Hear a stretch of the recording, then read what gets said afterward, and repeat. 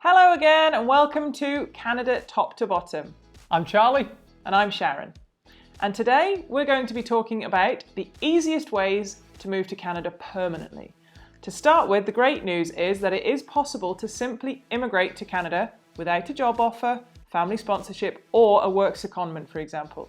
Despite that, it is of course not a simple process. It can be very lengthy and frustrating, but it can be done. Now, there are a huge number of possible ways to move to Canada, but rather than making you painstakingly sit through all of them and try to decide on which one is best for you, we're going to tell you the 6 easiest ways to move to Canada. But before we start, bear in mind that by easiest, we don't mean quickest. No matter which route you take, it will be a lengthy process. The first and easiest way of immigrating for the average person who has no prior experience or ties to Canada is through the Express Entry system. This gives skilled individuals who have sufficient level of education, language and qualifications or work experience a pathway to permanent residence in Canada by providing them with points. Anyone can apply to immigrate through the Express Entry system. However, you will gain more points if, for example, you have high levels of language or education or ties to Canada such as prior work or study experience or a family member there. In a nutshell, the higher your points total, the more chance you have of being selected to apply for permanent residence.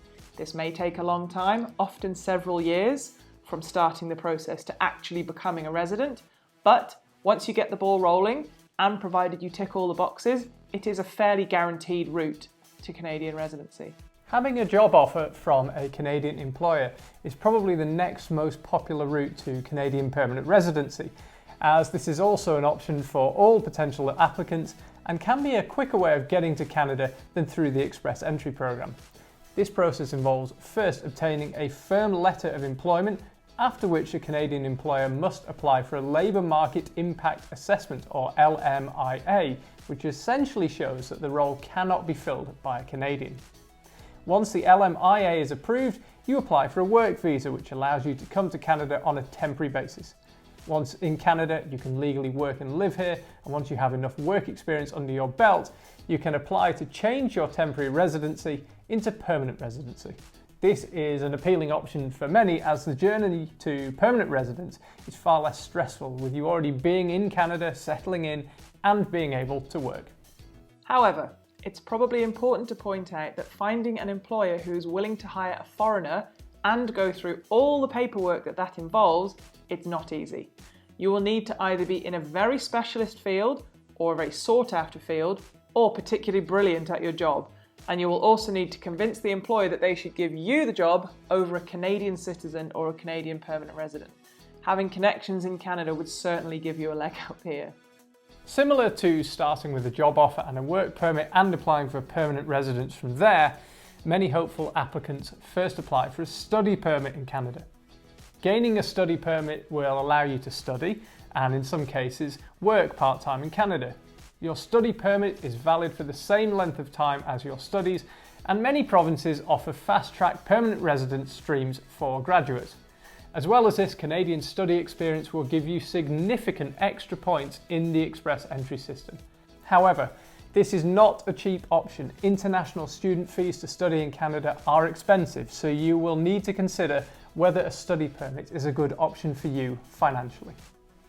A great option for those who are aged between 18 and 35 may be the International Experience Canada, or the IEC. This is essentially a working holiday visa for foreign nationals from one of the countries shown.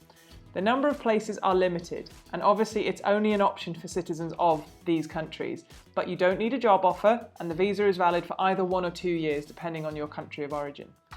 It's probably important to point out here that neither a work permit nor a study permit are specific routes to Canadian immigration, but they are both ways to enter Canada legally and get you onto a program which can lead to permanent residency. A nomination from one of Canada's provinces is the single largest provider of points in the Express Entry pool.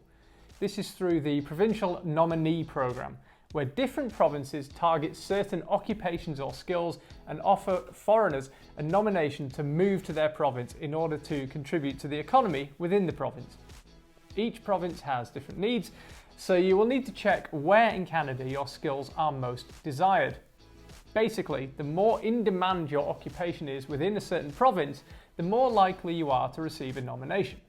As an example, some of the in-demand occupations in British Columbia are healthcare professionals, tech workers and truck drivers, while Ontario is looking for farm workers, plumbers, nurses and managers, amongst many other things. A nomination from a province provides you with a whopping 600 points in the express entry pool, which, based on the fact that 600 points is far more than the vast majority of people in the pool have altogether, it essentially guarantees selection. The catch is that when you move to Canada, you must live in that province for a certain period of time. But this simply means that you only target the provinces that you would be interested in living in.